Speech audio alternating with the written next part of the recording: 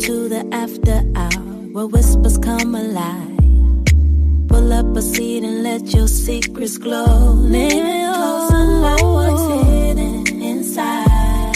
Ooh, this is your confession show. Welcome back to After Hours Anonymous, where we dive deep into the quiet corners of our lives, the unspoken desires, and the sometimes uncomfortable truths. I'm your host, Luna Hart, and tonight we're talking about the subtle shifts in attraction, the well-worn paths of preference, and what happens when those paths diverge from the one we're walking with our partners. Our story tonight comes from Sarah, a listener who reached out, her words laced with a familiar kind of ache. Sarah's been married for 15 years to a man she describes as her best friend, her rock, the father of her 2 beautiful children. And for 15 years, she's navigated a quiet, persistent hum of something. Sarah's husband, let's call him Mark, has always had a very specific type. She says it's something he's never been shy about, even before they met. He's drawn to a particular aesthetic, curvy figures, a certain warmth of skin tone, and hair that has a natural wave or curl to it. It's not just a fleeting preference, it's a deeply ingrained fascination. Now, here's where it gets interesting. Sarah, in her younger days, was, well, she'll admit she was the polar opposite, slim, pale, with poker-straight blonde hair. She was everything Mark wasn't initially drawn to. But they fell in love deeply and truly, or so she thought. They built a life, a family, a shared history. The problem, Sarah explains, isn't that Mark doesn't love her. She believes he does. The problem is the present and the increasingly visible echoes of his past preferences. It started subtly, she says. A quick glance at a magazine cover, a comment about a celebrity. But now it's a constant presence in their digital lives. Mark spends a significant amount of time scrolling through social media, and Sarah knows, with a certainty that chills her, what he's looking at. He's actively seeking out women who fit his type. She's seen the way his eyes linger, the subtle shift in his posture when a particular profile pops up. She describes it as a quiet, almost reverent lust.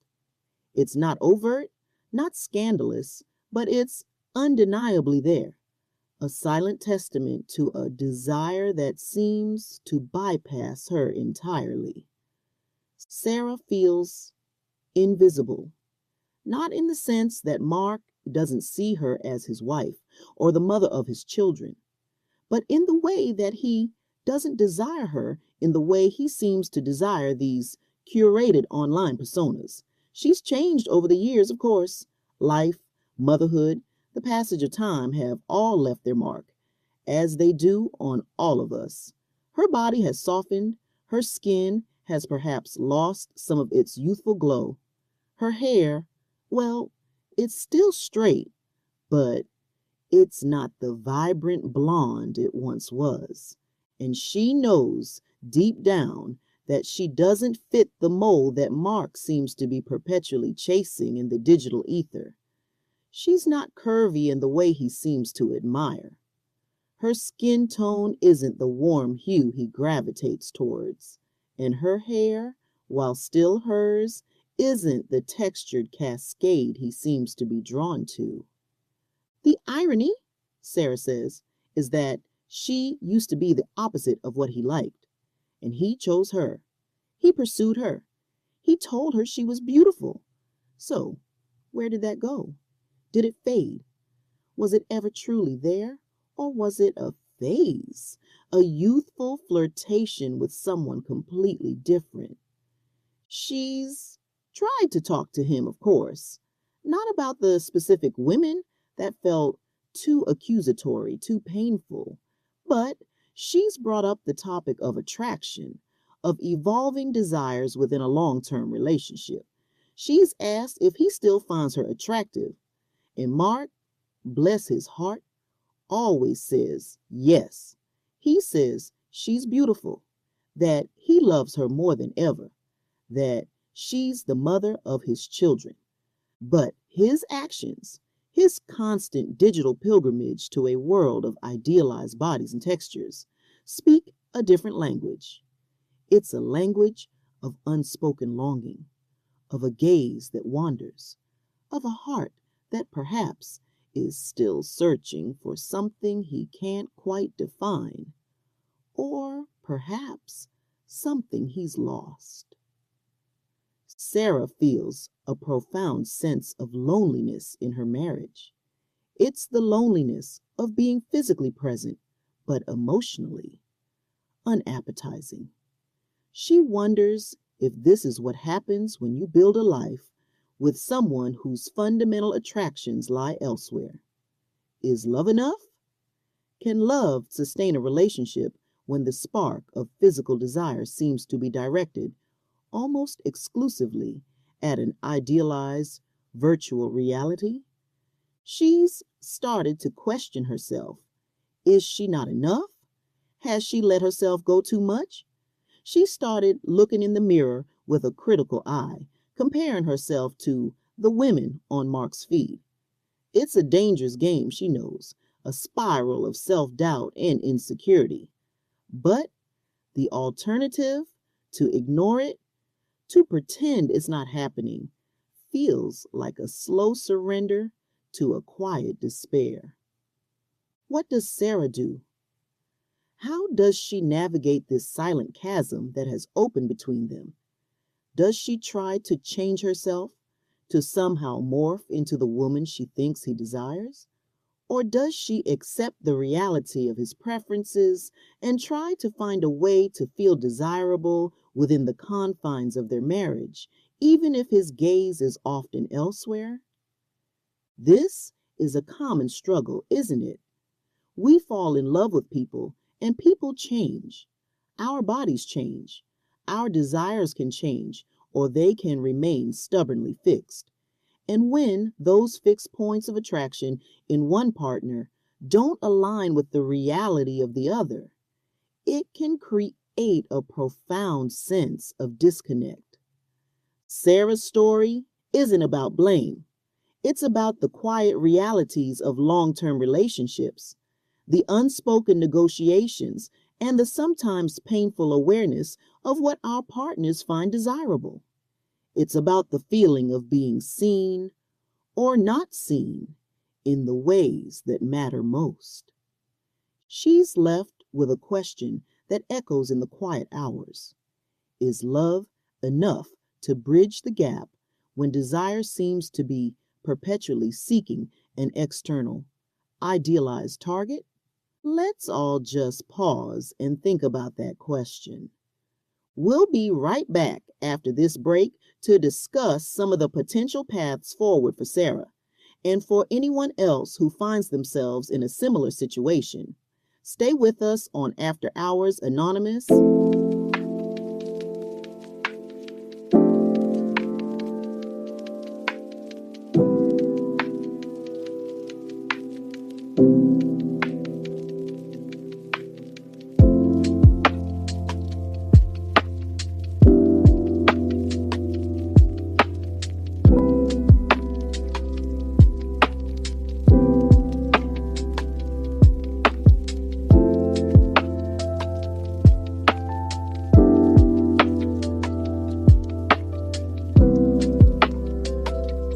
Welcome back to After Hours Anonymous. Before the break, we were exploring Sarah's story, a story about a marriage where one partner's long-held physical preferences seem to be actively pursued, albeit digitally, by her husband, while she feels increasingly unseen in that regard. So, what can Sarah do? This is a delicate situation, and there's no one-size-fits-all answer. But let's explore some possibilities. One path, and perhaps the most direct, is continued open communication. Sarah has tried, but maybe the approach needs to shift. Instead of focusing on his scrolling habits, which can feel like an accusation, she could focus on her own feelings of inadequacy and her need for reassurance.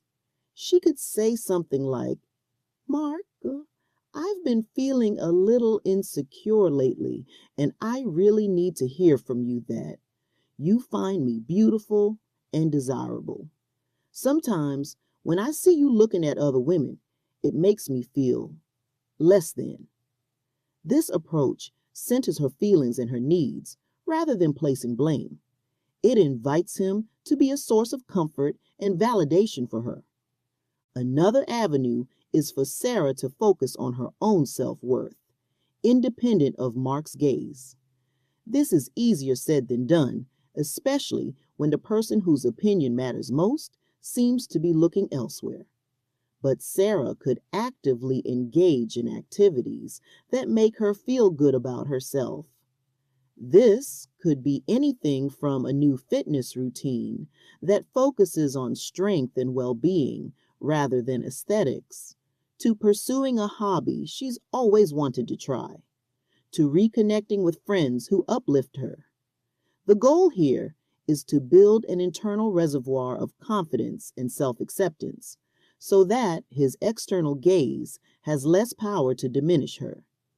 There's also the possibility of exploring the why behind Mark's behavior. Is it a genuine, unfulfilled desire? Or is it a habit, a form of escapism, a way to feel something without any real-world consequences? Understanding this might require a deeper, more probing conversation, perhaps even couples counseling.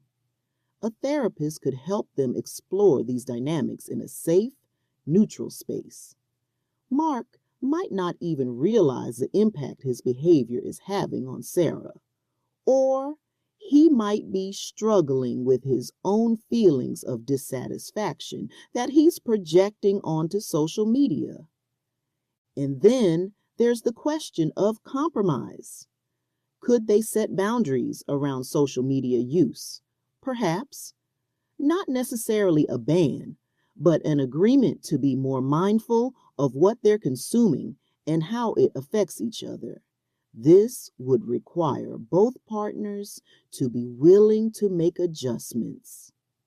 Sarah also mentioned that she used to be the opposite of his preference. This is a fascinating point.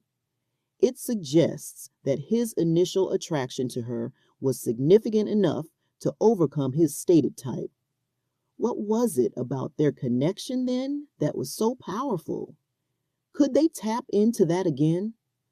Perhaps by focusing on shared experiences, on building new memories, on reigniting the spark of their early relationship, not by trying to change who they are physically, but by deepening their emotional and intellectual connection. Ultimately, Sarah's situation highlights a universal truth. Long-term relationships require ongoing effort, adaptation, and a willingness to confront uncomfortable truths. Love, while a powerful foundation, often needs to be supplemented with conscious effort, open communication, and a commitment to understanding and meeting each other's needs, both spoken and unspoken. It's not about always feeling intensely desired by your partner, but about feeling loved, respected, and seen. And sometimes that requires a courageous conversation, a shift in focus, or a willingness to explore the depths of what makes a partnership truly fulfilling. Sarah, if you're listening, know that you're not alone in this.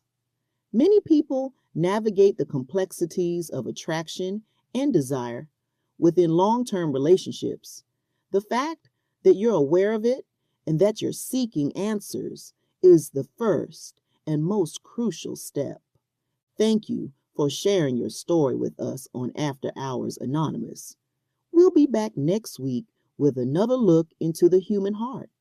Until then, be kind to yourselves and to each other.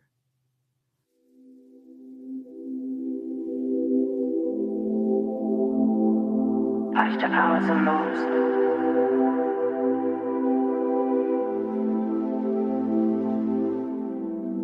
When the night winds call your name and the city sleeps in silent haze, we're the whispers in the static frame, guiding thoughts through moonlit mazes.